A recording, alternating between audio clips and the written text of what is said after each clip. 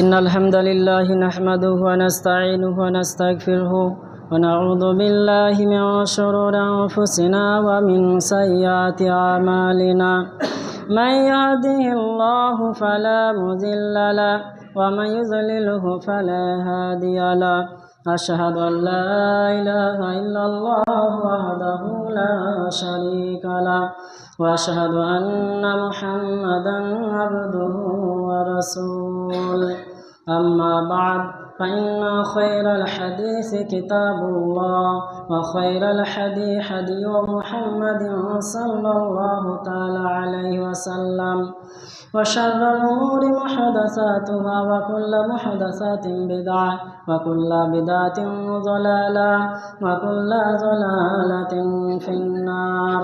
أعوذ بالله من الشيطان الرجيم. بسم الله الرحمن الرحيم. قاف القرآن المجيد بل عجبوا أن جاءهم منذر منهم فقال الكافرون هذا شيء عجيب وإذا متنا وكنا ترابا ذلك رجل بعيد.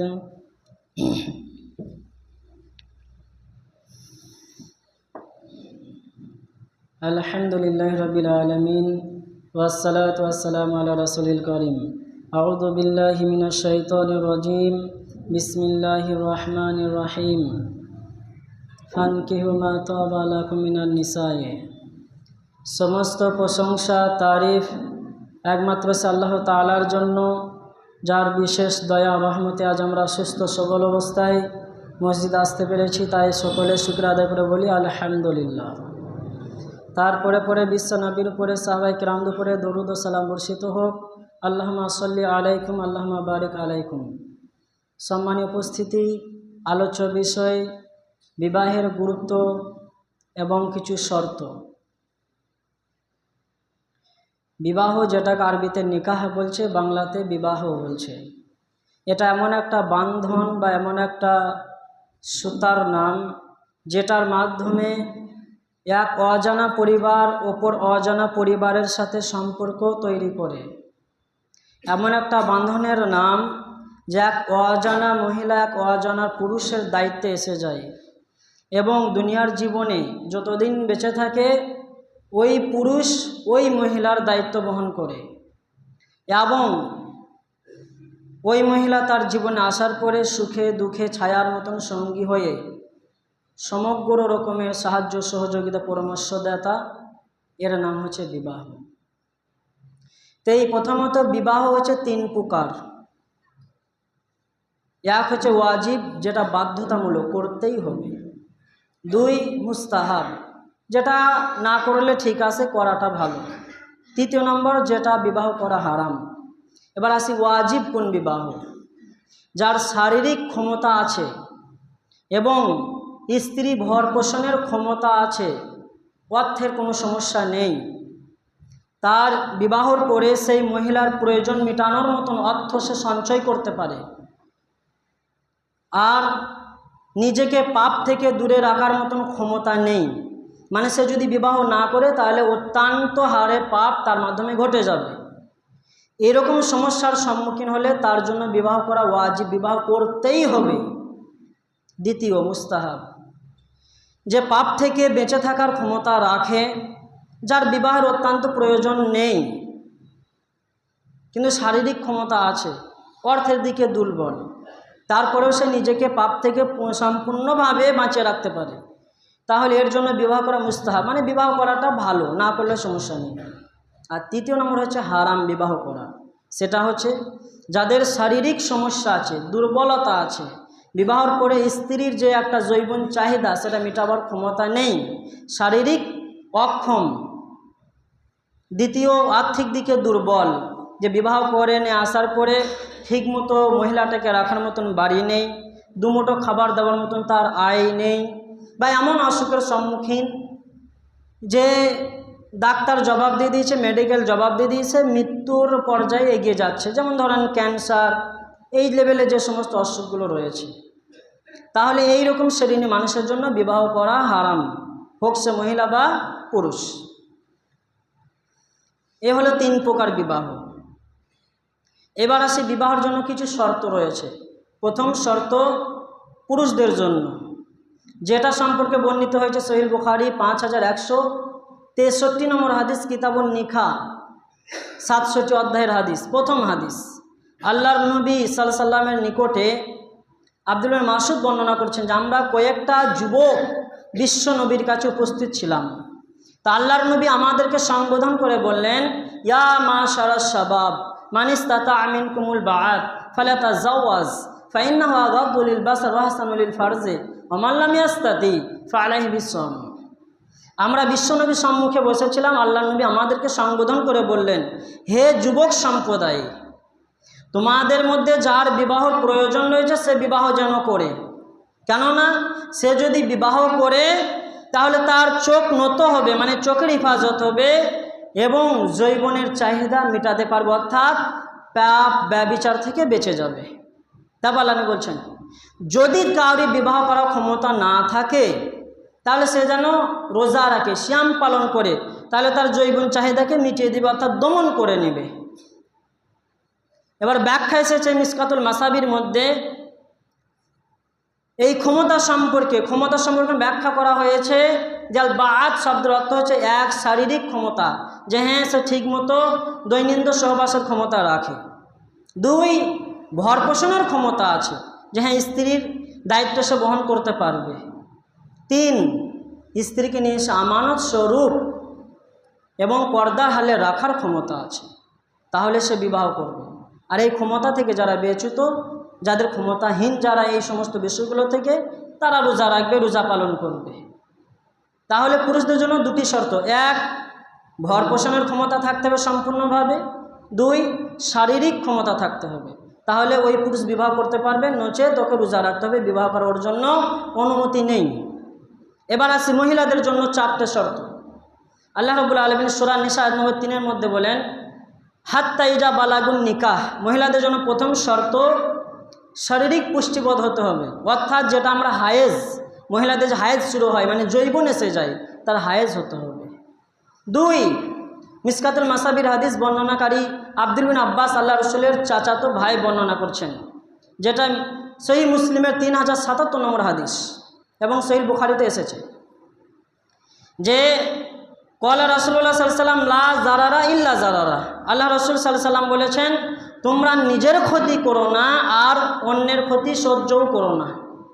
অর্থাৎ যে মহিলা হাস্টল পুষ্টল নয়, যার শারীরিক দুর্বল আছে, যার সহবাস করার ক্ষমতা নেই, তাহলে এই মহিলা বিবাহ করতে পারবে না। তাহলে প্রথম শর্ত হায়েজ হতে হবে, মানে যৌবন আসতে হবে। দ্বিতীয় শর্ত শারীরিক সুস্থ থাকতে হবে, কিনা সহবাসের ক্ষমতা থাকতে হবে। 3 নম্বর শর্ত দিচ্ছে গার্জেনের সম্মতি থাকতে হবে, গার্জেনকে রাজি থাকতে হবে। হাদিস সহিহ বুখারী 5167 নম্বর হাদিস, বর্ণনাকারী আবু হুরায়রা, তিনি বলেন, কলা রাসূলুল্লাহ সাল্লাল্লাহু আলাইহি ওয়াসাল্লাম, আল্লাহ রসুল সাল্লাল্লাহু আলাইহি ওয়াসাল্লাম বলেছেন, আইমা ইমরাতিন নাকাহাত বিগাইরি ইজনি মামালিহা ফা নিকাহু বাতিল সালাসা মাররাতিন, কোনো মহিলা বিবাহ করলো, অতএব তার গার্জেন, তার পিতার অনুমতি রইল না, পিতা রাজি নেই, পিতার অনুমতি বিহীন কেউ যদি বিবাহ করলো, আল্লাহর নবী বলছেন সালাসা মাররাতিন, 3 বার বলেন, ওই বিয়ে বাতিল, ওই বিয়ে বাতিল, ওই বিয়ে বাতিল। তাহলে মেয়ের বিবাহের জন্য গার্জেনকে, পিতাকে রাজি থাকতে হবে। 4 নম্বর শর্ত বিবাহের জন্য, সেটা হচ্ছে মহিলাটাকেও রাজি থাকতে হবে, বা যে ছেলেটার বিবাহ দিবেন ওকেও রাজি থাকতে হবে। সহিহ বুখারীতে পরপর হাদিসগুলো এসেছে। বর্ণনাকারী আবু হুরায়রা রাদিয়াল্লাহু আনহু, তিনি বলেন, আল্লাহ রাসূল সাল্লাল্লাহু আলাইহি ওয়াসাল্লাম বলেছেন, লা, কখনো নয়, তুনকিহুল আইম্মু ইমরাতান, তোমরা যুবতী মহিলার বিবাহ দিবে না, হাত্তা তুস্তাজানা, যতক্ষণ পর্যন্ত না তার অনুমতি পেলে। তারপর আল্লাহ রাসূল বলছেন, ওয়ালা তুনকিহুল বিকরা হাত্তা তুস্তাজানা, এবং তোমরা বিধবা মহিলারও বিবাহ দেবে না যতক্ষণ না সে রাজি আছে, সম্মতি আছে। তাহলে কোনো মহিলার বিবাহ দিতে গেলে তার কাছে জেনে নিতে হবে যে হ্যাঁ সে পছন্দ আছে কিনা, সে বিবাহতে রাজি আছে কিনা। যদি রাজি থাকে তাহলে বিবাহ দিতে পারবে, আর মেয়ে যদি রাজি না থাকে জোর করে বিবাহ দেওয়া যাবে না। তাহলে 4টে শর্ত, 1, ওর যৌবন আসতে হবে। 2 শারীরিক ক্ষমতা থাকতে হবে। 3 পিতা রাজি থাকতে হবে। 4 মেয়েটাকেও রাজি থাকতে হবে। এই 4 প্রকার শর্ত মহিলাদের মাঝে যদি পাওয়া যায় তবে তার জন্য বিবাহ করার অনুমতি রয়েছে, নচেত নেই। তাহলে এ গেল পুরুষ এবং মহিলাদের জন্য শর্তসমূহ। এবার আসি, বিবাহের আগে কিছু কাজ রয়েছে। বিবাহ কি কথাবার্তা ফাইনালের আগে কিছু কাজ, সেটা হচ্ছে দেখশনের ব্যাপার। আল্লাহ রাব্বুল আলামিন সূরাতুন নিসা আয়াত নম্বর 4 মধ্যে বলেন, ফানকিহু মা তাবা লাকুম মিনান নিসায়ে, তোমরা মহিলাদেরকে বিবাহ করো পছন্দ করে। তোমরা মহিলাদেরকে বিবাহ করো পছন্দ করে। তাহলে পছন্দ থাকতে হবে। বাপ দিল আর আমার পছন্দ নেই, বাপের কথা মেনে মায়ের কথা মেনে করে নিলাম, ওই সংসারে সুখ আসবে না। অতএব আপনার পছন্দ থাকতে হবে। আপনার বাপ কোথাও ঠিক করতেই পারে, তা আমি বলেন আপনার বাপকে বুঝান, ঠিক আছে মেয়েটাকে দেখে আসি, যদি পছন্দ থাকে বিবাহ করব। তাহলে এখানে আল্লাহ পছন্দ করতে বললেন, উদ্দেশ্য মেয়েটাকে দেখতে হবে প্রথম খাবে বিবাহের আগে। সেই কথাটাই আল্লাহ রসুল বলছেন সহিহ বুখারী কিতাবুন নিকাহ অধ্যায়ের 5147 নম্বর হাদিস, এবং আবু দাউদের 2083 নম্বর হাদিস কিতাবুন নিকাহ অধ্যায়ের। বর্ণনাকারী জাবের রাদিয়াল্লাহু আনহু তিনি বলেন, আল্লাহ রসুল সাল্লাল্লাহু আলাইহি ওয়াসাল্লাম বলেছেন যে ইজা খাতাবা আহাদুকুমুল মারাত ফানিস্তাতাআ মিনকুমুল বাআত ফালা তাওয়াজ্জাওয়াজ, যখন তোমরা বিবাহর পায়গাম কোনো মহিলার নিকটে পাঠালে তো বিবাহ করার আগে মহিলাটাকে দেখে নাও। বিবাহ করার আগে মহিলাটাকে দেখে নাও, যদি পছন্দ থাকে তাহলে কথাবার্তা হবে, নাই তো নেই। এবার আসি, এই মেয়ে দেখার ব্যাপারে আমাদের সমাজে কিছু অবৈধ বা হারাম কাজ চলছে। যে মেয়েটার সাথে কথাবার্তা চলছে, যে ছেলেটার বিবাহর জন্য শুধুমাত্র ওই ছেলেটা যাবে দেখতে, আর সাথে যাবে মা জননী। কারণ মেয়ের সাথে মেয়ে তো বিবাহ কোনো তোর হালাল নয়, সেই জন্য জন্মধারিণী মা যাবে ছেলের সাথে বৌমাকে দেখতে। মেয়ে ছেলে সামনাসামনি বসে গেল কিনা মেয়ের বাপের ঘরে, একে অপরকে দেখলো, সাইড হয়ে গেল। কিছু জিজ্ঞাসাবাদ থাকলে করবে, আরও কিছু জিজ্ঞাসাবাদ থাকলে ছেলের মা সাইডে গিয়ে পাশের ঘরে জিজ্ঞাসাবাদ করে নেবে, তারপরে বাড়ি চলে এলো। যদি একে অপরের পছন্দ হয়ে যায়, গার্জেন জিজ্ঞেস করবে, মেয়ের গার্জেন মেয়েকে, ছেলের গার্জেন ছেলেকে, যে আচ্ছা পছন্দ আছে কি না। যদি পছন্দ হয়ে যায়, একে অপরের সাথে আমাদের পছন্দ আছে, সমস্যা নেই, বিয়ে দিলে করব, তাহলে তখন কথাবার্তা ফাইনাল করেন। কিন্তু আমাদের সমাজে অবৈধ হারাম কাজ কি চলছে, একটা মেয়েকে দেখতে যাবে, যে বিয়ে করবে সে যায় না, সাথে যায় চাচা, দুলাভাই, হব শ্বশুর, নানা শ্বশুর, মানে এক গোয়াল লোক চলে যায়, যেগুলা দেখা কঠোরভাবে হারাম। আল্লাহ রসুল সাল্লাল্লাহু আলাইহি ওয়াসাল্লাম বলার আগে আল্লাহ রাব্বুল আলামিন কুরআনে বলছেন, রসুলের মাধ্যমে রসুল জানিয়ে দাও।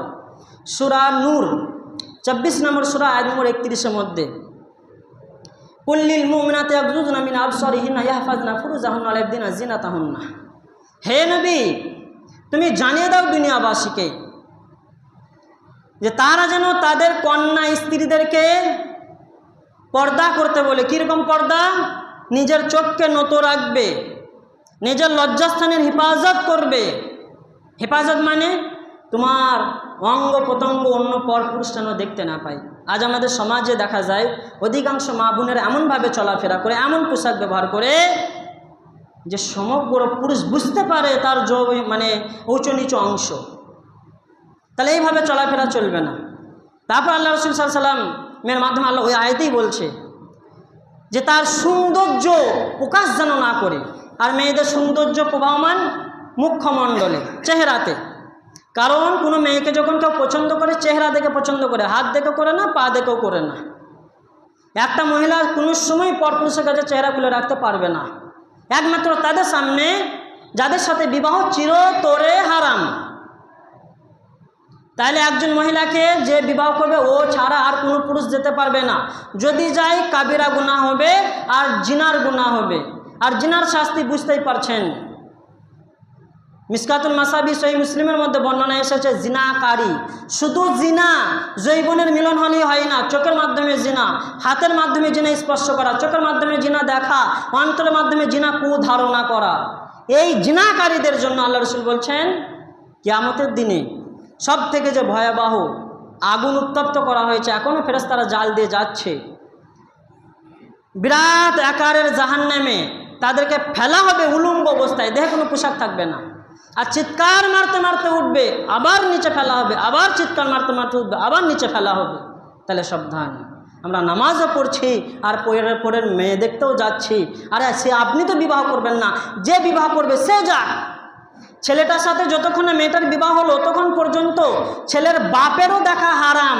তো দুলাভাই, চাচাতো ভাই, খালাতো ভাই, ফুপু টুপু বাদ দেন। ওই কথাটাই আল্লাহ রসুল বলছেন মিসকাতুল মাসাবি এবং আবু দাউদে কিতাব নেকাদাহে 2082 নম্বর হাদিস।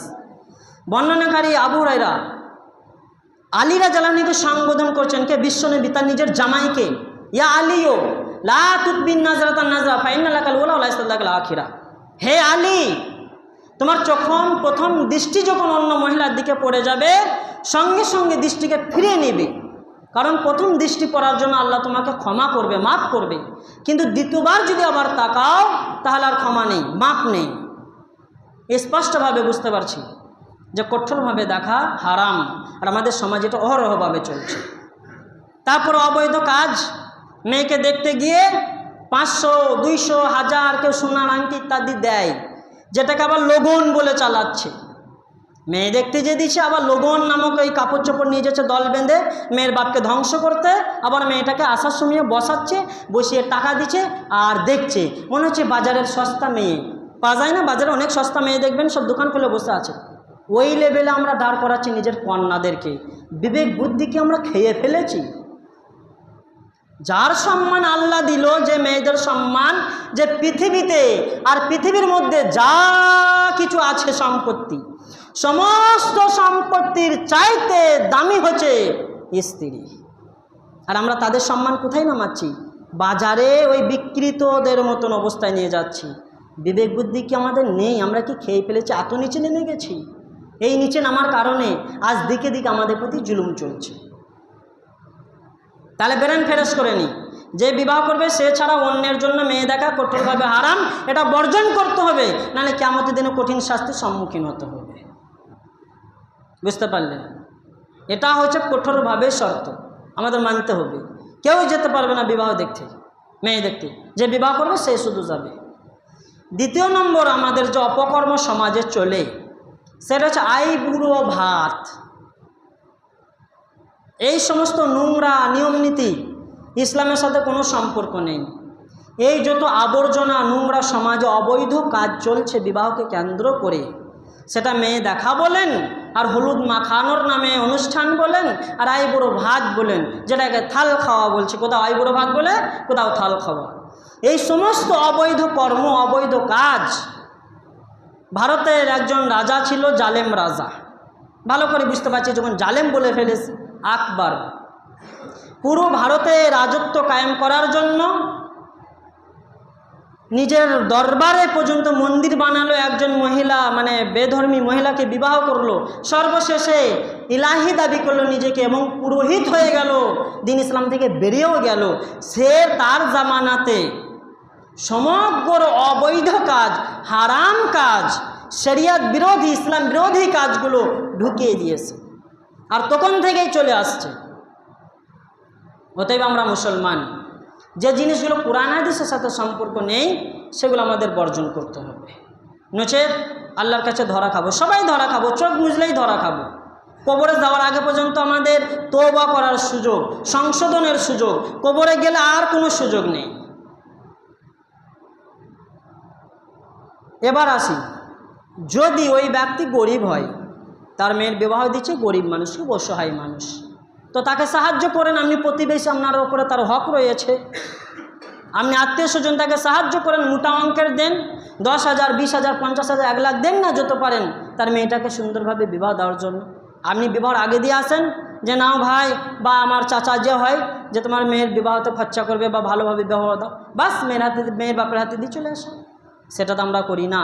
সমাজে সাজিয়ে পুজিয়ে বসিয়ে সমগ্র পরপুরুষ যায় মেয়েটাকে দেখে। এখানে যে জিনা ব্যভিচার চলছে, কে ওর বাপ, ওর ভাই ইত্যাদিরা চুপচাপ বসে থাকে, কিছু বলে না। আপনার মেয়েই আপনাকে কিয়ামতের দিনে কাঠগড়ায় দাঁড় করাবে।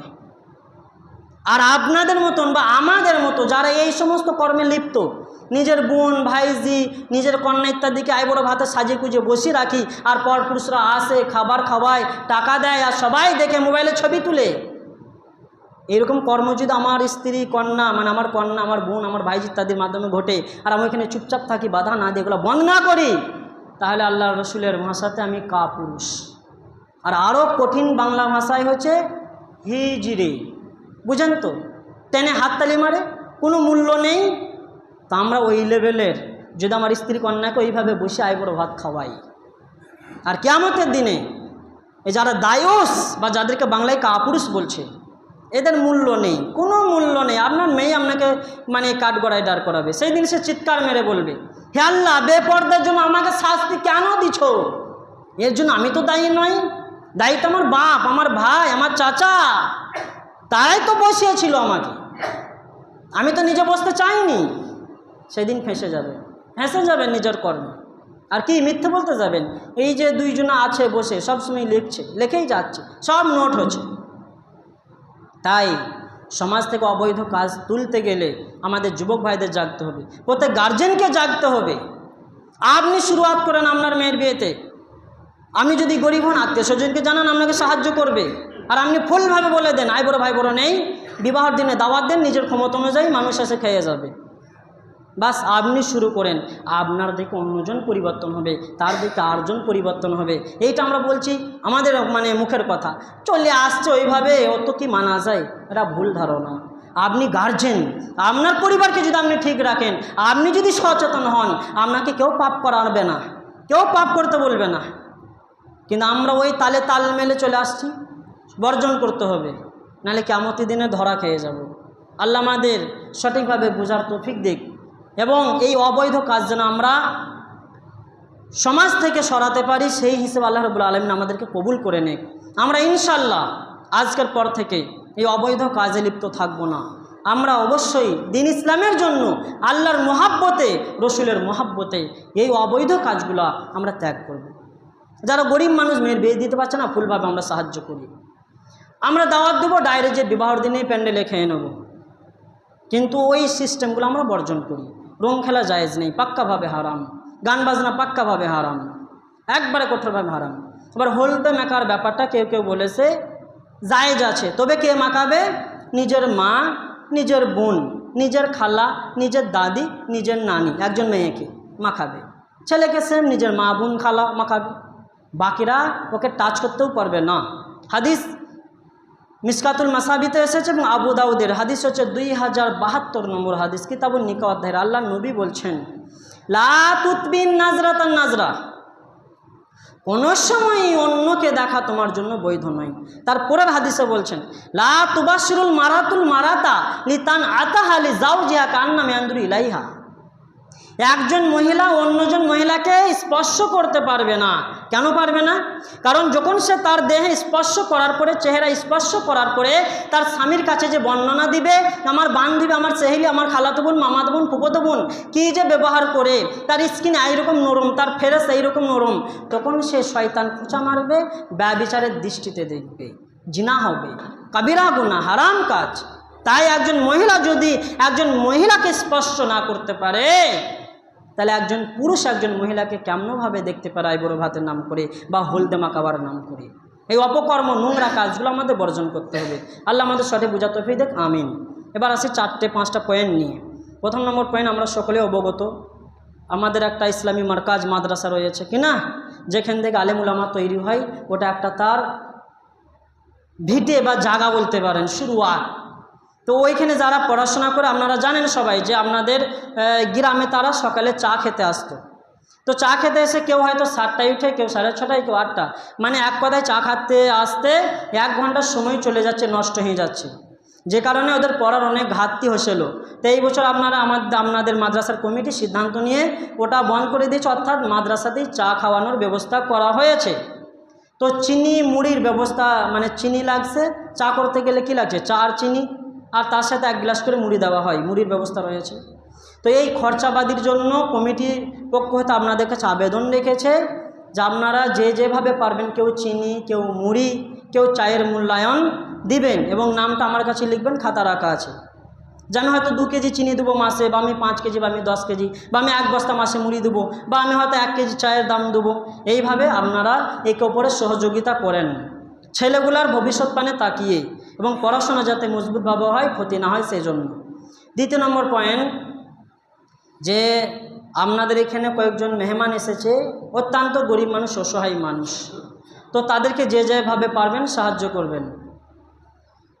তৃতীয় নম্বর পয়েন্ট হচ্ছে যে আমরা ভালোভাবে বুঝতে পারছি দেশের কি অবস্থা, কিনা পরিস্থিতি, সেই জন্য আমরা নিজেরা ঐক্য হয়ে থাকি। যদি সামান্য ভুল ভ্রান্তি হয় নিজেদের মধ্যে, ভুল বুঝাবুঝি, তো আমরা একে অপরের মাধ্যমে সেটা মেনটেন করে নেব, মিটিয়ে নেব।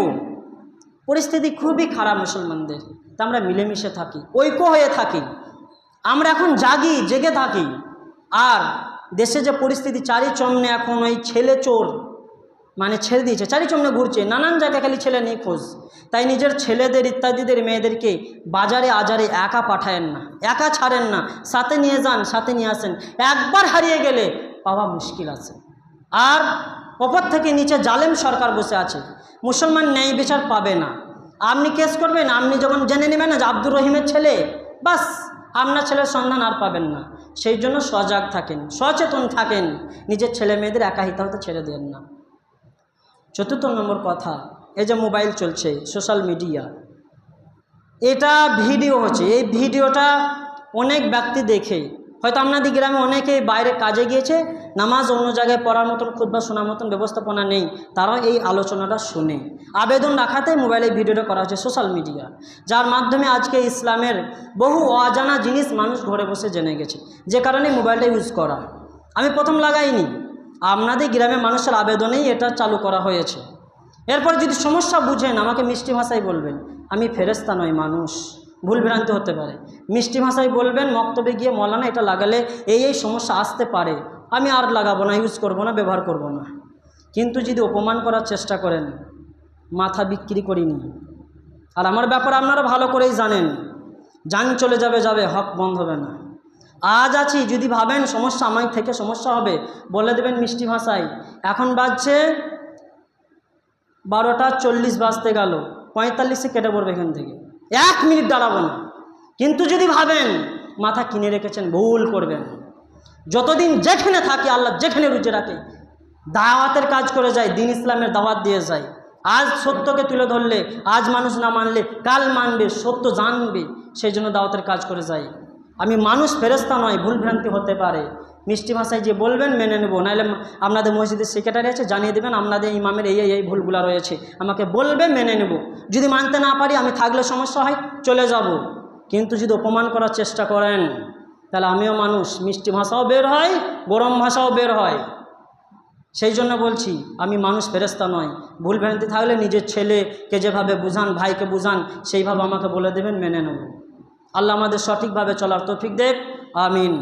সুবহানাকা আল্লাহুম্মা ওয়া বিহামদিকা আশহাদু আল্লা ইলাহা ইল্লা আনতা ওয়াস্তাগফিরুকা ওয়া আতুবু ইলাইক। ইয়া আইয়ুহাল্লাযিনা আমানু সাল্লু আলাইহি সাল্লিমু তাসলিমা। আল্লাহুম্মা সাল্লি আলা মুহাম্মাদিন ওয়া আলা আলি মুহাম্মাদ কামা সাল্লাইতা আলা ইব্রাহিম ওয়া আলা আলি ইব্রাহিম ইন্নাকা হামিদুম মাজিদ। আল্লাহুম্মা বারিক আলা মুহাম্মাদিন ওয়া আলা আলি মুহাম্মাদ কামা বারাকতা আলা ইব্রাহিম ওয়া আলা আলি ইব্রাহিম ইন্নাকা হামিদুম মাজিদ। সুবহানা রাব্বিল ইজ্জাতি আম্মা ইয়াসিফুন ওয়া সালামুন আলাল মুরসালিন ওয়া আলহামদুলিল্লাহি রাব্বিল আলামিন।